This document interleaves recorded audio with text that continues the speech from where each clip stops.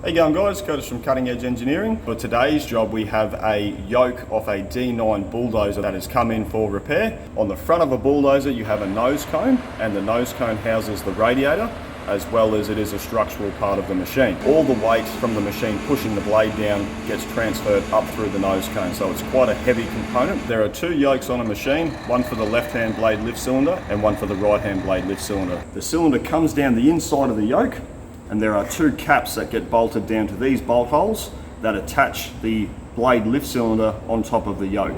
The yoke itself actually goes into a socket on the front of the nose cone at the top right and left hand sides. This entire part goes inside the nose cone, and inside the nose cone there are two bearings that this part is supported from. The way the yoke is retained inside the nose cone is a simple key, comes in through the side and picks up on a machine step on the yoke itself. So the yokes don't do a great deal of movement, but they do support, well, they can support the entire weight of the dozer. So they need to be quite heavy and quite strong. So our customer's got a D9 dozer in their workshop at the moment, about to go through a midlife, which means it's having a complete tear down from top to bottom. Engine, transmission, final drives, everything's going to get rebuilt, and they don't have a spare yoke to go in the machine. So they've found this one in their yard, they've had it floating around for a while. They've sent it over to us and we're going to reclaim it. Being a second-hand component, there is wear on the tops and bottoms of where the bearings live. If they were to go and put this back in the machine with a new set of bearings in the nose cone, those bearings would wear out prematurely. Rather than go through the effort of changing out the bearings twice, they're going to get this one reclaimed, replace the bearings, and then this should last 6,000 to 8,000 hours on the machine. What we need to do is we need to machine down the worn out bearing areas, build them up with weld, throw it back in the lathe, and then machine them to spec. So first thing, we're going to get it set up in the lathe.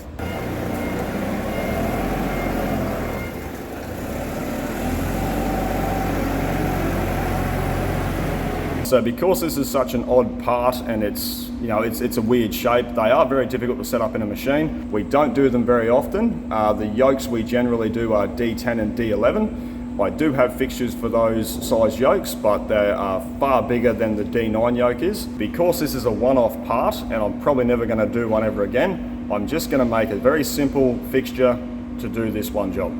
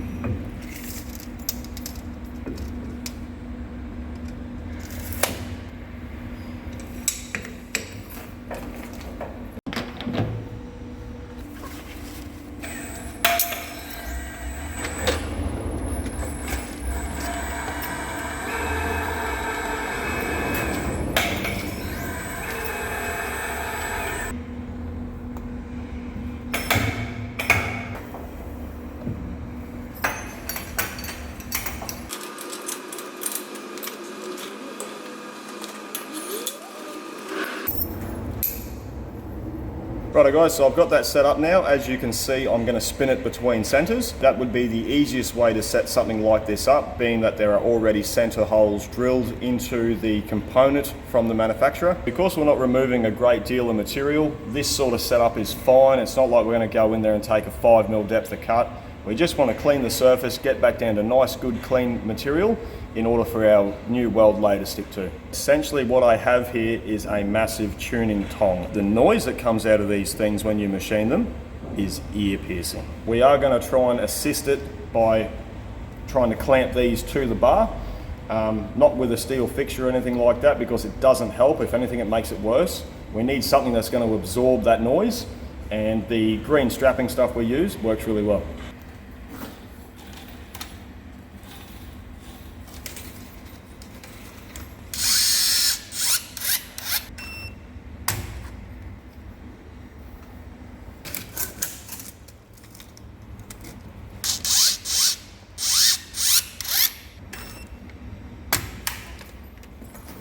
So essentially that green strapping is going to be our drive dog. So that is going to help put friction on the main shaft and then hold that to the main shaft.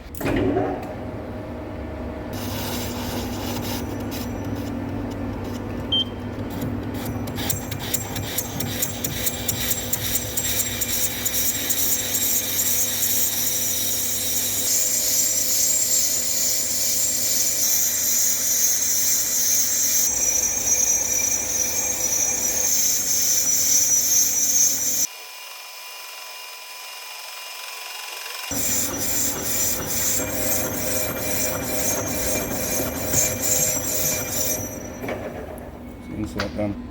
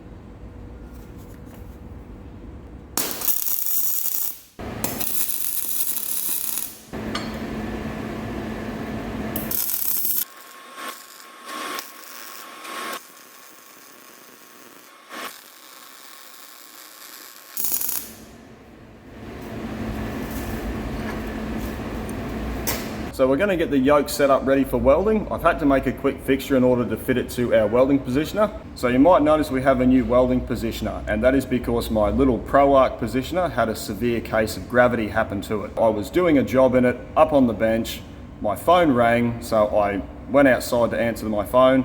My welding lead fell off the bench, landed on the foot pedal, which then started the rotator in action, and it caught up in an air lead and walked itself off the bench with a job in it. Didn't hurt the job, but destroyed the positioner. So I made the decision to upgrade to a far bigger model, which is much more suited for the work I do. So the new positioner has about a 500 kilo capacity. It's all electronically controlled.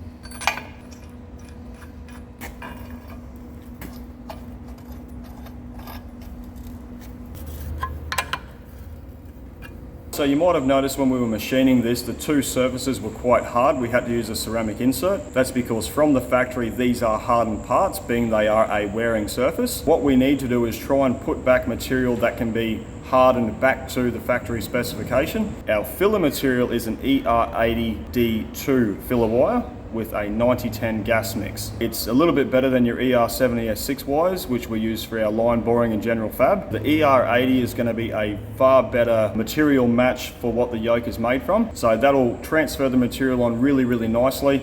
And then after the machining's been completed, it can then be sent out for hardening again. The hardening process is quite important for something like this. They only need to harden these two areas. We don't want the whole thing being hardened because it'll then become brittle. And the reason we're not going to use a hard facing wire to replace what I have removed is the introduction of a hard facing material can cause stress fractures in the material that's already there.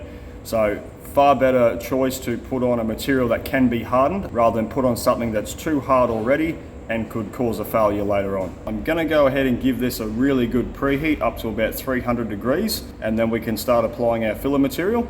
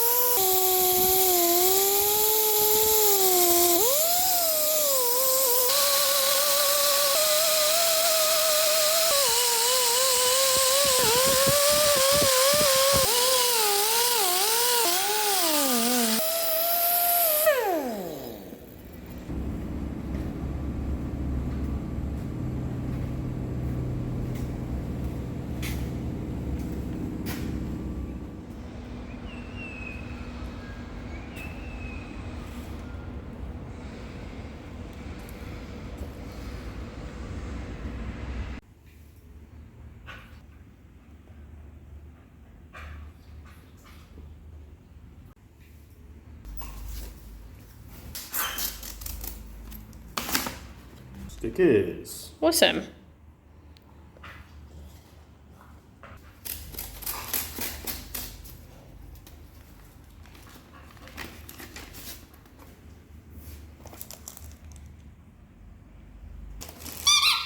Yeah.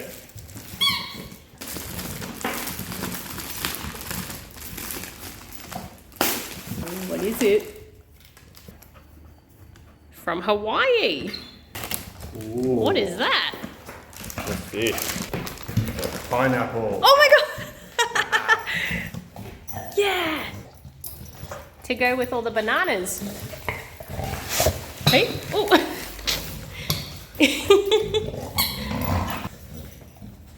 Oh, hang on, trade. Where's your pineapple? Oh, One more. What's this? Here, you open it for me. oh. Thank you. Now this is a shirt. It's not for you. Get your pineapple. Yeah. Righto guys, so now that this has cooled down to the point where we can touch it again, it's taken a couple of hours to get it to here, we can now set it back up in the lathe and machine it to size.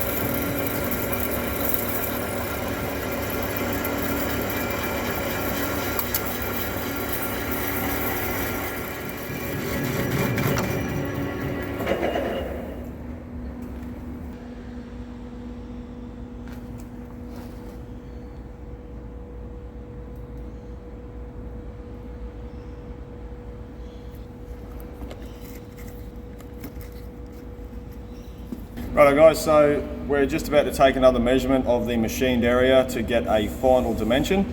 Because this is an American machine, it's all imperial, bananas. So I've just had a new set of calipers come back from calibration, so we'll get them and see what it measures up at.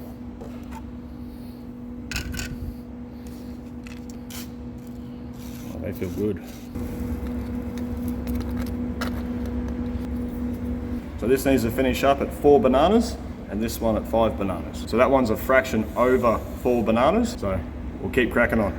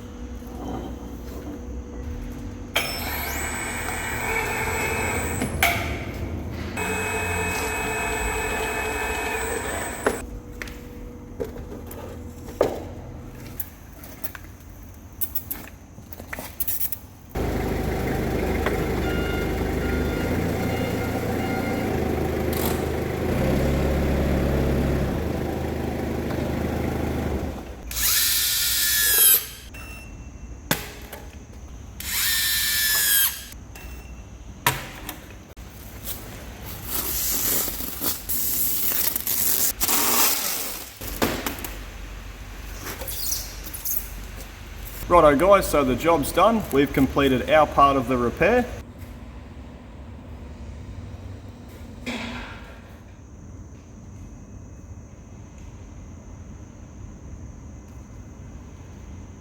The customer's now going to send this away to have it heat treated. We've got it all wrapped up. We did put a layer of lanolin oil on the machine surfaces. It has got a bit of a drive to go to where it is being heat treated. After it's been heat treated, it'll go back to their workshop. It'll get sandblasted, a brand new coat of paint, and it should last as long as a standard one would. Job's done. Thanks for watching.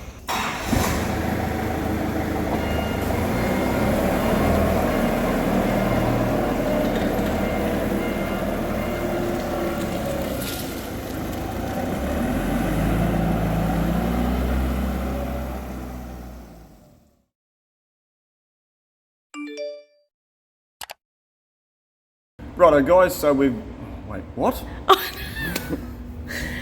Right. Ooh. I nearly choked. Yeah, it'd fly. Right, so... Oh, wait, where are we going to start that from then? Almost like new again. Yeah. So, all like... Oh. So, almost... Oh, my God. It's funny, Commence. Commence. Yes. I mean, begin. Begin. Ready? Yep. Ready? Okay. Ready? Yes. Yep. Yes. It's getting angry. Ready? We're just going to set it up. We're not going to fuck around, we're just going to set it up. Yeah, can you just stand like where you were? Yep. Right. I've got to turn the switch. I know. Can you let me get in there so I can get it? I need to fucking be in here too. Oh, what can't your arm reach? Okay. Okay. And one for the right hand blade lifts it. Oh, fuck. Right, so these need to be extremely... Oh, fuck me. So when they do push the blade into the ground and lift the front of the tractor off the... Fuck. So... Oh, fuck. Fuck. Yeah. I know this is induction. It is too. The noise that comes out of these things when you machine them is ear piercing. Oh, great. That is... Fantastic. So essentially what I have here is a massive tuning tong, and these things scream. Yay. So I have... Get your earplugs, everyone. Get ready. Get ready. Do some more hand tapping. It's cold. Make sure to lift with your back. Use your back like a crane.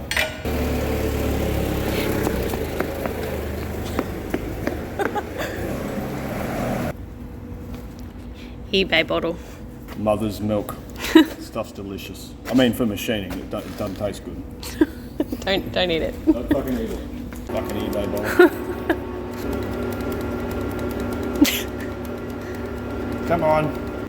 So that is exactly 5 bananas. I measured it in metric first. It's real measuring. Wait. Just wait. Sit. Stop it. Sit. Sit down. No.